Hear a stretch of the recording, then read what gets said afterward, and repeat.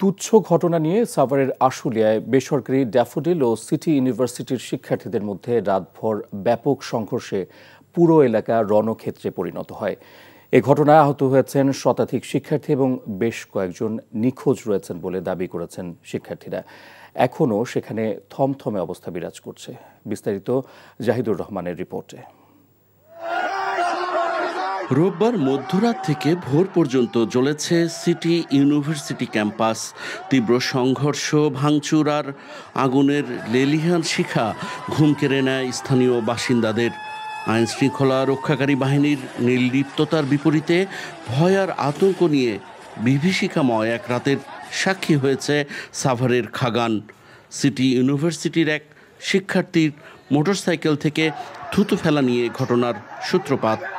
Daffodil international ইউনিভার্সিটির এক শিক্ষার্থীর গায়ে লাগা ওই থুতুর ছিটে শেষমেশ পুড়িয়ে দেয় সিটি ইউনিভার্সিটির ক্যাম্পাস।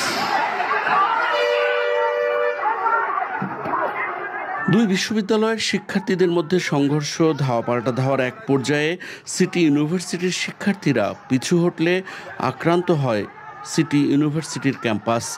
একে একে পুড়িয়ে দেওয়া হয় সেখানে থাকা সবকটি মোটরসাইকেল থেকে শুরু করে বাস, মাইক্রোবাস, প্রাইভেট কার।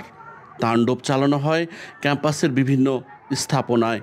এ সময় আইন শৃঙ্খলা রক্ষাকারী বাহিনীর সাহায্য চেয়েও পাননি বলে অভিযোগ শিক্ষকদের। ওরা এসে পুরো ক্যাম্পাস আগুন দিয়ে ধ্বংস করে দিছে, শত শত ছাত্রকে আহত করছে, মারছে।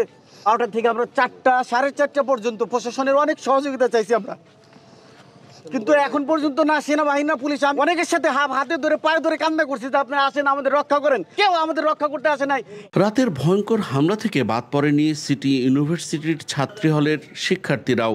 সেই বিভীষিকাময় মুহূর্তগুলো এখনো তাড়া করে ফিরছে তাদের।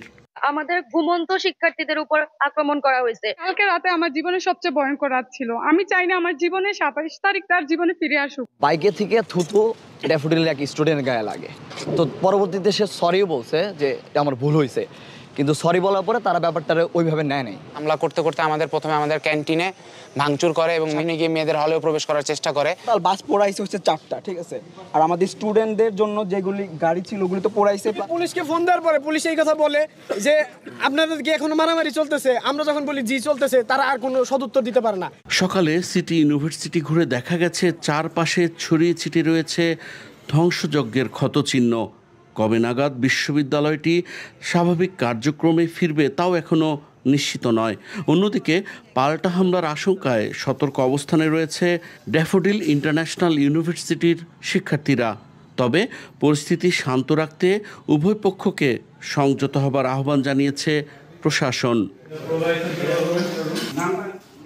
Zahidur Rahman, NTV news, Savar, Dhaka.